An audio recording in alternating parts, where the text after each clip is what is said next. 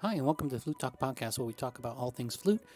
If you're looking for more tips or lessons from Amelie, please check out musigy.com for all the sheet music, transcriptions, albums, books, and flute lesson packages. That's musigy.com, MUSOGY.com. Also, if you're looking for posters, fingering charts, or merch, you can head over at our merch store at store.theflutechannel.com for all your flute needs. If you want to help us on a monthly basis, you can also consider joining us over at Patreon for as little as $2 a month. This helps us make more great content for you. Check the description for more info. Now on with the show.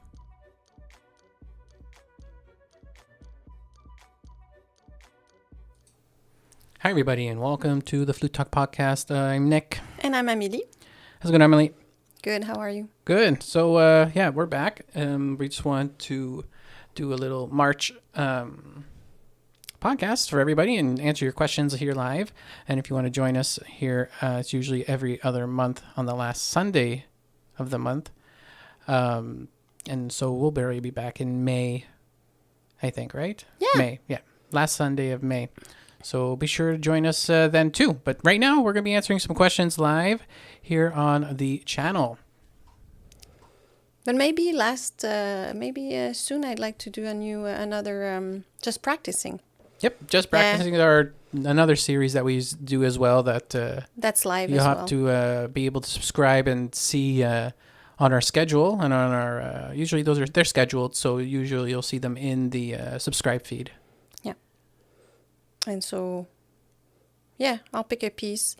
And once I remember we did a just sight reading and people were sending their things. I thought that was cool too. Whatever, I'm just digressing, sorry. So I see that we already have a question from Mike. Advice for playing faster for an older flutist. So maybe we start with that. Sure. Okay. So, well, I think that usually the reason why people don't play as fast as they want is not that their fingers can't move at that speed. It's just that it's just that it's not an automaticism yet to do those types of combinations of movements. So I think practicing some technical things like scales, arpeggios, or EJ1, EJ2. I have 2 videos about them, I think, where you go da da da da da da da da da da da da da, and you repeat the same 5 notes for a few times. And if you practice those types of things a lot, then you develop automaticism, so you don't have to think. Your fingers just move on their own. So there's that. Then I don't know if you have pain. If you have pain or also there's many things. So maybe that's for any age, basically. But if you have pain when you hold the flute, also you might want to check for a thumb port or a bebop. The thumb port is for the right hand, so that the flute doesn't rock back. The bebop, it can help with the left hand, the index finger. It can be can guide your finger to where it should be and all that. I had a student who had arthritis and she would use that, and also she had a brace for her wrist. So sometimes you have to do those types of things to help. But even if you don't have arthritis, sometimes if holding the flute is difficult, there are some little gadgets that you can add to your flute, because if you want to play fast, the first thing is your moving fingers should not be holding your flute. So we have a pretty good video that's about how to hold your flute, where I talk about that. So make sure that all the fingers except the thumb of the right hand are not needed for the flute to be stable. So that those fingers are free to move. They're not holding your instrument. So that's the first step. And then when you practice, it's about repetition. And I love studies. I think you should learn a study a week, because in studies you have all those things that you learn in scales, arpeggios, scales in thirds, and all those things, but in context. And so usually I see a good improvement in my students when I give them studies. So that would be my advice for now. If you have sub questions, you can ask them. You want to read the next question? Yeah, well, that was a great question, Mike. Thanks so much. We get that a lot, but it's always good to refresh on that on the show. So yeah, and also if you don't know what to practice, we have our books are pretty good for that. Oh yeah, you can go to Music.G and get those books. Yeah, it gives a good structure to your practice, because sometimes it's difficult to decide on your own what to practice. Oh yeah, it's true. Yeah. Midnight Moth, she wants to know, hi Amelie, hi Nick, what is your opinion on Lefreque? Have you tried them or tried it? Does it intrigue you? Did you like to go first or? I don't think I've ever tried it personally. Did you? Yep, I've tried them before. Yeah, you did, huh? Yep. They don't intrigue me very much, but they're it's a thing that is might help others and might not help other certain people. Like I don't know what it really kind of does. I know what it does by advertisement, but I don't hear that. And I think a lot of people have done videos on Instagram and on TikTok and stuff like that with even an elastic band around the head joint, and it did the same type of thing or nothing really. I don't know. Like, I personally think it's a bit of a gimmick. I know we did the Woodify one, and I felt that there might have been something, but further research, being the geek that I am, I know that there used to be flutes that used to be unibody. So like, instead of 3 pieces of the flute, there was only 1 piece of the flute. And I've heard recordings of them, and they sound really different. Control and stuff like that, and even projection on them by the microphone and by everything and the recording standard, it did sound different. So there is a science to it, I guess. It's sort of bridging the unsoldered connection between the head joint and the body, the Lefreque.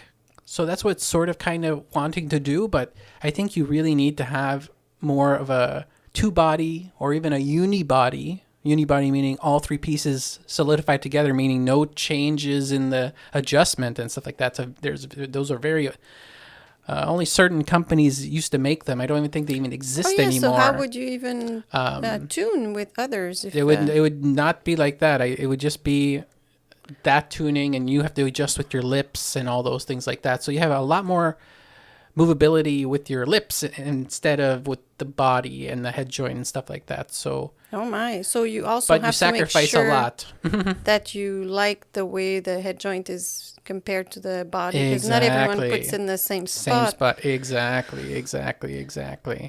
So Lefreque, it's for people who don't know what it is. It's like a piece of metal that you add on the with an elastic, around the where the head joint and the body meet. Correct. So that I think there might be ones now. It vibrates better or something like that.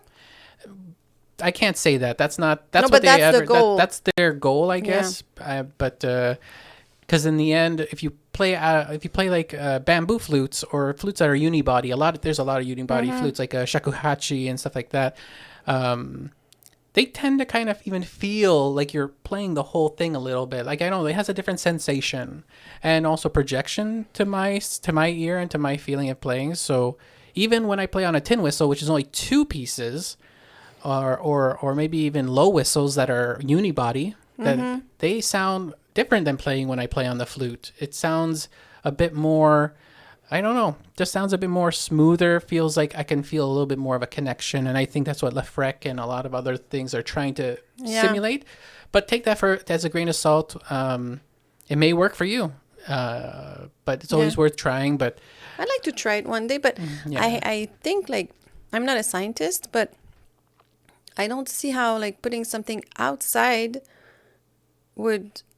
Because, like, it's not going to make it more solid inside, because the you know what I mean? Yeah, and there's a little gap in between Lefreque. There's 2 little divots that connect both sides, and then a curve. So, the more you add onto the flute, the more dead it gets because there's more absorption.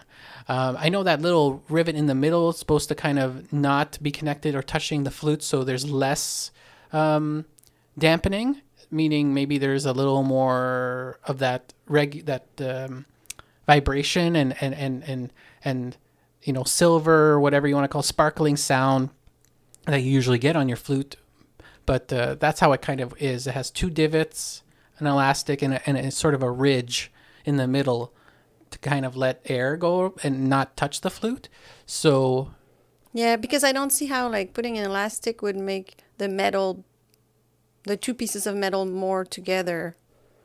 I think it's a dampening tool, to be honest. The Lefreque, it dampens instead of brightens. Oh, okay.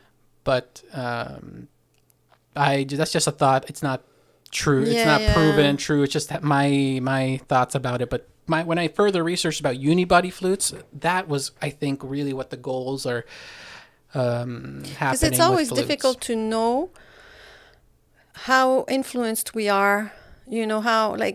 How when we try stuff like that, like, are we being really objective, or are we being influenced because we want to believe, or all those things, Yeah. There's so many studies that are interesting about that. It's like, I'm digressing, but I think it's interesting. There's this study that they have done with people who, people have a different opinion. If you say that you're a natural, or if you say that you're a hard worker, people seem to usually believe that a natural is better. And so they made people listen to pianists, different recordings of pianists, and asked who is better, the natural or the hard worker. And people were completely wrong, especially professional musicians were even more wrong than normal people, than the average person, because it was the same recording that they made them listen to. And the professional musicians were like, yes, the natural, he's way better, like his musicality and all that stuff. And they would give a lot of details on how much better this guy was. So sometimes our brain plays tricks on us. So it's difficult to know. That's the whole thing that I wanted to say.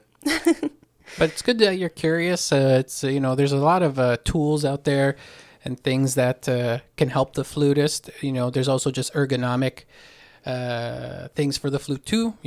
So it's cool that you're curious. You can go and try things out and see how you can better your sound, or how you can control your sound more. There's so many things that you can do as a flutist to make your sound better. Lots of different things. So yeah, great question. We get that often. Sometimes I hear about it. I know a lot of people use them.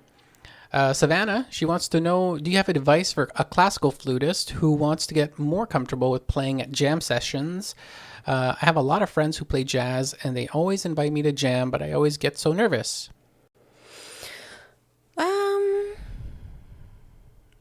Well, I would say maybe ask them, because usually in jam sessions, I think that some pieces come back often, some of the standards.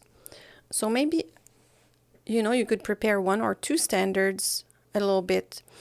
And on YouTube, you can find a lot of play-alongs of jazz standards. So I don't know what you know and what you don't know, but you can look at the chord progression first, like learn your chords pretty well. Like if you see B7, to know that it's B, D sharp, F sharp, A, stuff like that. And then when you want to improvise to begin with, maybe you want to know in what scale or what mode you're going to have to play. What's your tonic, stuff like that. So yeah, I think that would be the beginning, and start with something easy and go for it. Usually people are nice and they're not going to judge, and then you're always a note away from a good note, so I would say I would start like that. Start playing with play-alongs, and then I would go in the real world. Or maybe start with one of your friends, and then go to the jam session. I don't know. What do you think, Nicolas? Yeah, for sure. Definitely, if you already have friends that are inviting you and stuff, it's always wise to just give them an email and ask if they have any C charts of some of the tunes. You don't have to have all of them because and they can send them to you by PDF, and then try to find, just find some people, some professional videos of people playing online and play along with them. Their style might be a little bit different than your friends and stuff, but you get to understand the structure. You get to understand how to trade solos and when that happens in a piece. And because there's a lot of standards that are super popular, maybe take 2 or 3 and just jam at home first and understand how people are doing it. Maybe try in a couple different keys if you're comfortable with playing in different keys, if you're that risque with playing the charts. But for now, try to find the C charts have your friends send them to you. C charts, because you want to have the chart that's in your key, like the C, like the real book has a C chart, so it's for C flute, like for any instrument in the key of C. Because if you play the saxophone in B flat, then you even though you play in the same key, so it's just because not everyone knows what the C chart means. Like, it doesn't mean that you're playing in C major or... No, not at all. Just means you should find the books that are in your key, written out for your part on your instrument at the easiest key for you, and that's in relative to the other instruments. Because, like you said, you don't want to get your friend's E flat chart for saxophone. You'll have to then transpose that sheet music you get into C to be able to play it. Because the fake book is, like if a clarinet is playing a C, it sounds like a B flat. So they transpose everything, but flute, trombone, piano, violin, we're all in instruments in C. We're non-transpository. Yeah. So that's it. But if you go on YouTube, you can find a lot of play-alongs that are just the accompaniment as well. So that's very useful. And if you feel that the YouTube is a bit an intense place to find, and you find so many more options and stuff like that, and you kind of don't know where to go and start, I would go to Jamie Aebersold's website and get the first book series that he has. He has like hundreds of them, but the first ones, like the 1 through 10, I forget which one's the first one, but like the blues one is a book that has the play along tracks, the charts, and even great theory and great layout on describing how to start playing jazz and how to start playing with others. And it's very, very affordable. Those are great. I have almost all of them. I've collected them my whole life. And those are great to have going to a jam session. And those are super fun too if you want to better your classical transition into playing jam sessions with people. But remember, when you go in jam sessions, they're there to jam, have fun. You're there also that you can ask questions during break or before, and they're all usually very cool and very fun. So you want to embrace that. Yeah, I don't think anything else. I think, and listen to jazz. Listen to the popular tracks, like you said, on your way to work or whatever, so you can kind of hear how things flow and how things are. Maybe you don't have a YouTube Premium subscription, but you have Spotify or whatever. So go and listen over there too. What else? That's it. Hopefully that question answered your. I think so. Question pretty well. So we're at Juliana. So was one. Oh. Yeah, the next question. Yeah, I think ZP wants to know. Okay, there was another one before, but we don't. Where was that one? How to clean my flute? Yeah. Oh, well, we have a video on that. It's pretty great. Unless you want to grab your flute and show how to clean a flute, don't you want some of the don'ts, or do you want to take over that question? I don't know. Just use the rod and put a very light, something that's not too thick.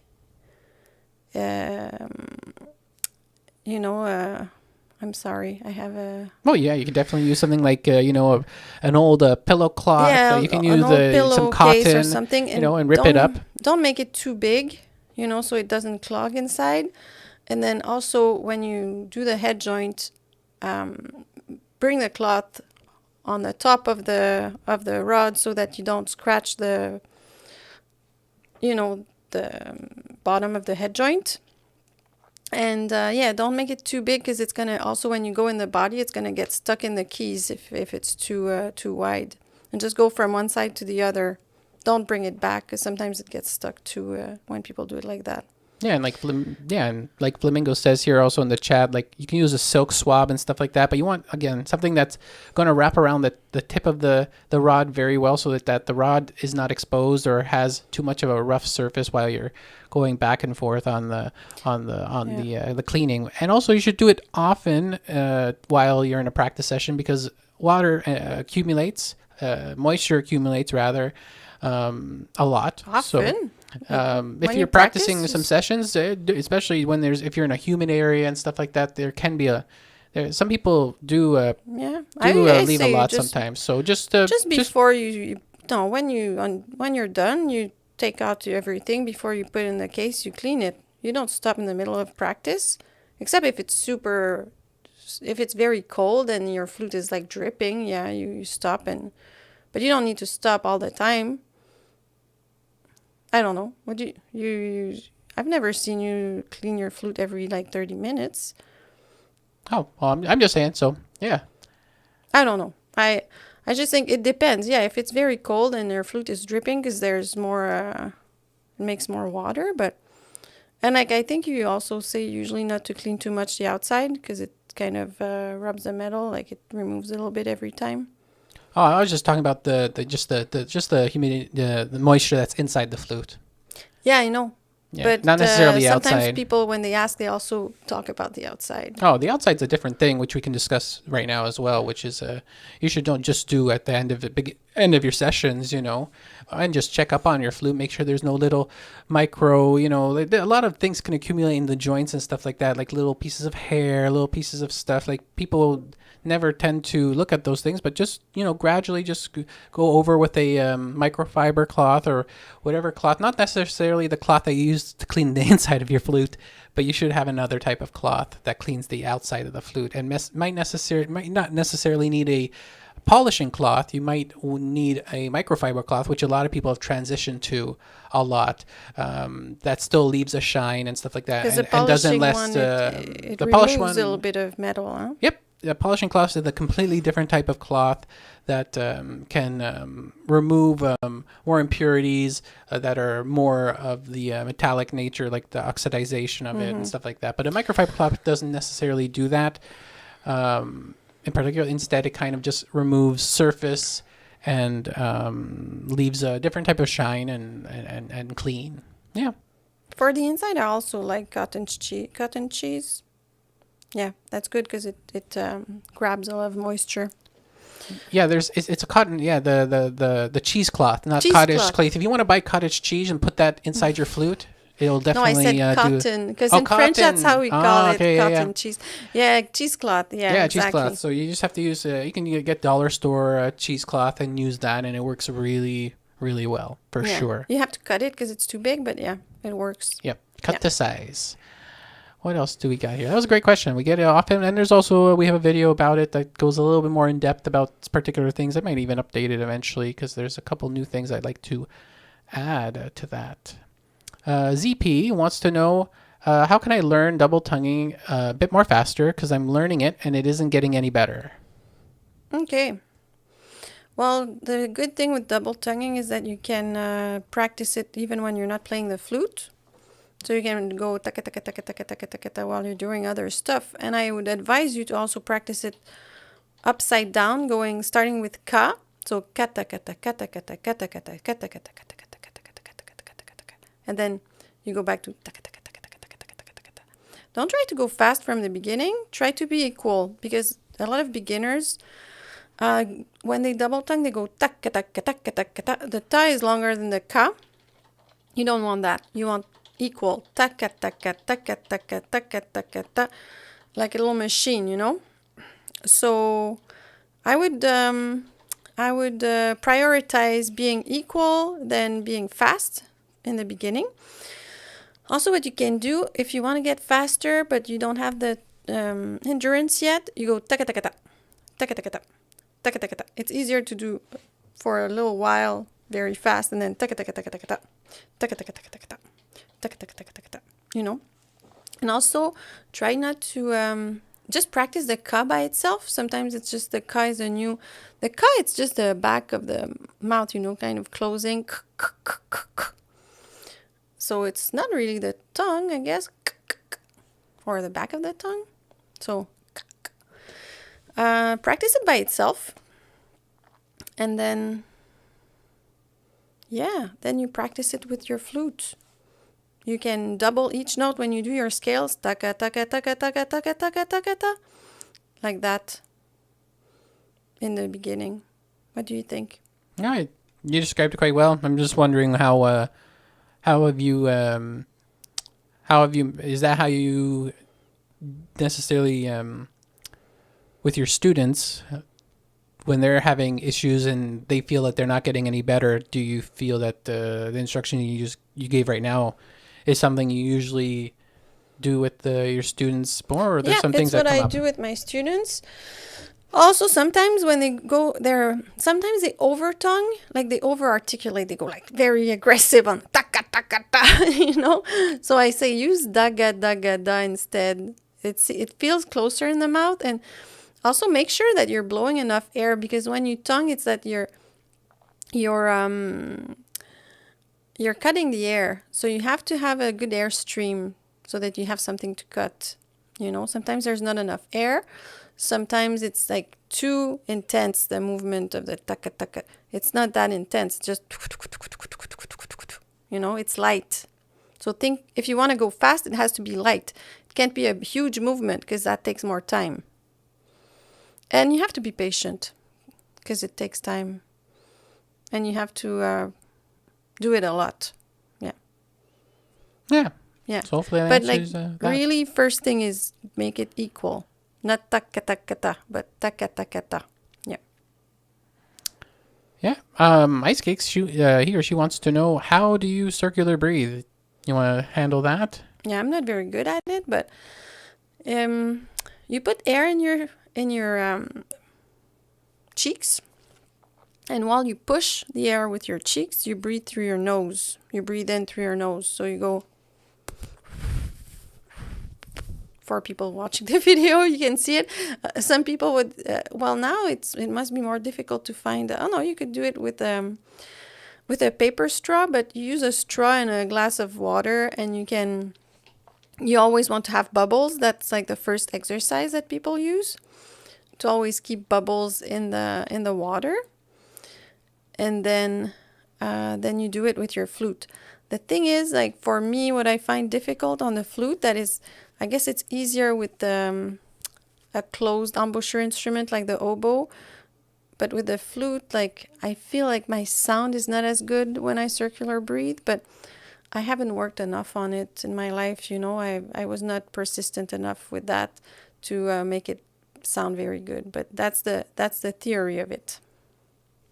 Yeah, definitely. I think also for me personally, I think you got to work really hard on it. Some people just get it, but then a lot of people really work hard on it. And also I think a lot of it is just, and another thing you have to think about is masking it or hiding it, because it can be, I know a lot of people can do it, but they really left it to be exposed so you can hear it when people do it, especially on like long notes and they want to play longer notes for a longer time.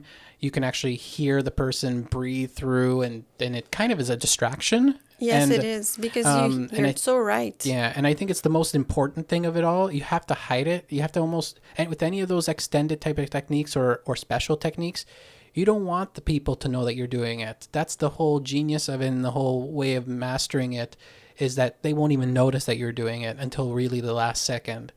And if you can do that, I think that's a way to master it, if you want my advice on that.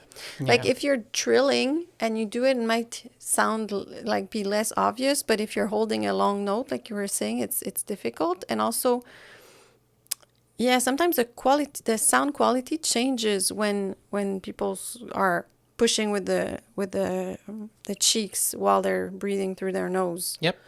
So you're like, oh, what happened there? You know, you're so right. So yeah, some people, they work it even in their long phrases too. So you have to really be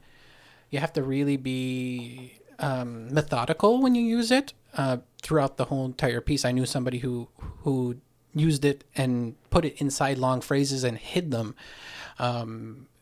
during the progression of a phrase, so that during a little bit more of a louder, more fuller part where the piano is, they can hide that sneak of air to refill and not have to breathe where your breathing mark traditionally usually is in a phrase. So you can also use it that way.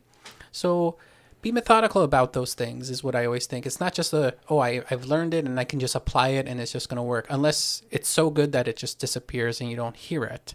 Then you can do it. But just be methodical about it. But like the question was, how do you do it? So that's there's so many exercises about it. Yeah. Use it is another question, but you've answered that too. So that's great. Yep. And I, like you said, with the water, and I know some flutists and other instrumentalists, I think, have systems too. I think you can go and find online that they can buy and try and develop that feeling of circular breathing. I know it's a very popular thing people like talking about even more now online and stuff, and it's always cool to talk a little bit about it. Humberto Sandoval would like to know, is the Altez flute method a good one? Would you recommend it? It's huge and it's old. Like, it's good, but like, I think... And it's free. It's free, so yeah. It's just there's a lot in there. You know, I don't know it that well, to be honest, you know? Because, what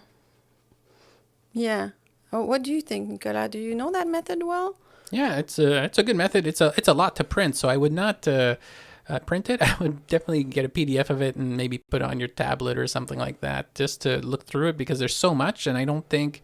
And it's an old method that's been adapted quite a bit in a lot of other methods, because it's been public domain for a long time. So I would use it as a reference. I know it doesn't have everything inside. I know the etudes in there are very like rudimentary, because to start with, which is good because it's a complete method. But once you start getting out of the methods, you start trying more different studies, more different... because is it that method that has like long notes for pages? And a lot of them do. This could be one of them, yeah. To me, it feels like people back then were more patient than we are now. So there's a lot of stuff. You know, it's kind of long before you get to do something a bit more interesting. Yeah. Whereas like a more modern method might bring more context faster. But I'm not saying like it's good or not good, but it's just, if you get a method like, I don't want to preach my own, sing my own whatever, but method like ours, it's a bit faster to get to play pieces, and you have videos to explain, and you have audio files to hear a reference. More complete, because you don't necessarily have that with the Altez. You just have a piece of PDF. Yeah, you know. There's no sound examples. Yeah, so... And there's a lot of the same exercise. I feel like what I've seen of it is a lot of pages of playing whole notes, and then a lot of pages of playing half notes and stuff like that. So to me, it's a bit long before you start doing stuff that's actually cool to do. Yeah. And remember, like, even you have this free access to this gigantic Altez method, or let's say another example is the complete Tafanel method is also in public domain in some countries. And you know, you get that whole entire shock right at the beginning of, there's 300 pages, or, there's 75 pages, or, is the first page of where I have to start, or, it's just I can't read what it's saying because the scan wasn't good. I don't know. Like, you have a lot of different initial reactions with those things, but it's cool as a reference material, but maybe find a more modern method that has been inspired by all these other methods, you know, new methods like ours and maybe others as well. Kind of like you said, Amelie, is to get you to understand playing faster, easier, methodology. And like you said, people back then, lots of more time, people had a lot more patience, but nowadays we have a lot more pedagogical and a lot more education pedagogy, meaning we know how to teach different people different ways at a faster understanding. And I think that's important too. So that's something that's in your book, and also in just general general knowledge. So it's cool to have. I love them. I used to print them out sometimes and look at them and stuff, but take a look at it. It's cool that you're very curious about it. Yeah. Yes, Rasul Hak asks, or Haki, I don't know. How can I play double tonguing on bit? What does that mean on bit? Don't know. You have to tell us. But we have a video about double tonguing, at least one. Yeah. But Doug wants to know why are the high notes sometimes very resistant? Now, that's a very good question. Yeah, and there's another person saying, please help me to play Turkish March. It's my dream note, but it's very high. So 2 people on the high notes.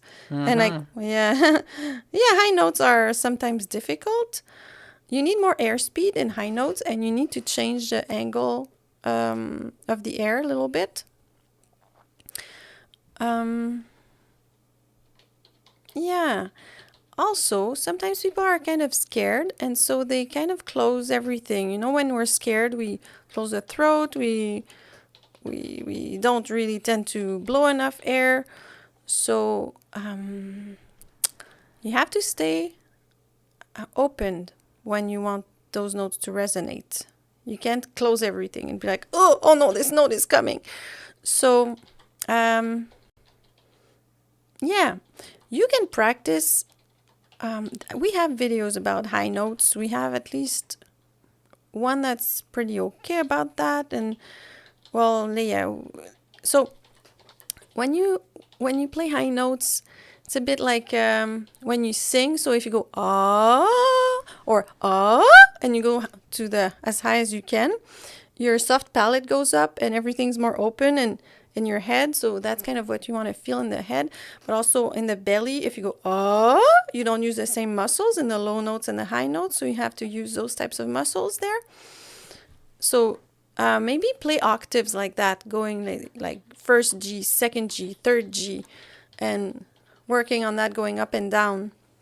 And there's a very, very small movement of the lower lip going forward as you go up, but it's very tiny. It's minute. I would say like airspeed is the first thing. So you need more airspeed in the high register.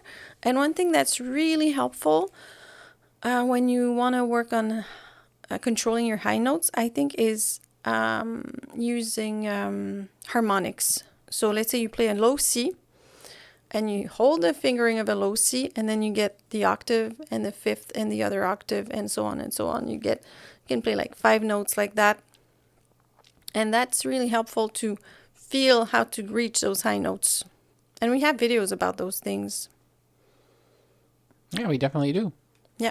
So yeah, I think that might be all the questions we have for this month. If yeah, we can definitely answer more. If you have more, you can leave them down in our comment section below. And if you're watching this after the live fact, leave us some questions. We always like trying to bring those questions over to the next episode of the podcast, or even sometimes we even do a video on them. It might even intrigue us so much that we go and do a video and we try to release them. But we have a couple of videos coming out this month. We have another Taffenal and Gobert exercise video, which have been very popular, that we released last year. And then also we have a piccolo video. Oh, not piccolo, but is it a piccolo video? Piccolo. We have a piccolo review video from Jean-Paul, a professional piccolo. So that's going to come out very, very soon. We're excited about that, where you can come and watch that and listen to that over at the channel. But if you're interested in buying a flute method, or if you're interested in playing the flute, or you want to get better at the flute, you can definitely go and check out musogy.com, musogy.com, and find our beginner method, 15 lesson beginner method, or 20 lesson beginner method, one or the other, and also our intermediate method, which is also, I think, 20 lessons.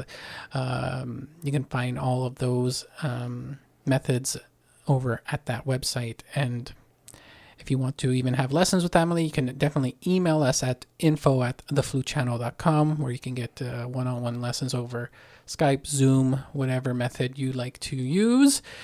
Studio has some vacancies, so it's cool to get new people in the studio. And then finally, we have our Patreon. Our Patreon's been growing, and it's our entire collection of YouTube videos, including our Just Practicings, and also our podcasts, and also all of our other videos, commercial free. You can go there and pay $7 or $5 a month to get the unlimited commercial-free experience of all of our content. And also you can come and talk with other flutists there, and also talk with us over at patreon.com/the flute channel. So I think that's a bit of everything. Right, Amelie?